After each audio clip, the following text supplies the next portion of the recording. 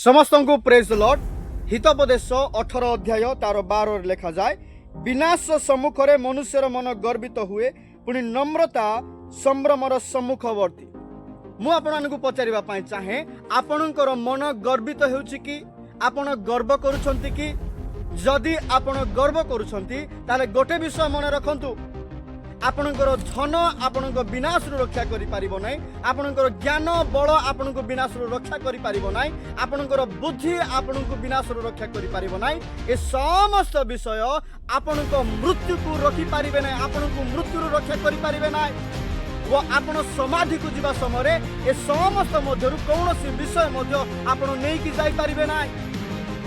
तेणु निजको नम्र करंतु। जेणु लेखा जाए माथ्यू 5:5 रे, नम्रशील लोके धन्य कारण से पृथ्वी अधिकारी हेबे। जदि आपण निजको नम्र करिवे ताले प्रभु आपन को पृथ्वी अधिकारी करिवे। प्रभु प्रत्येक को आशीर्वाद करंतु।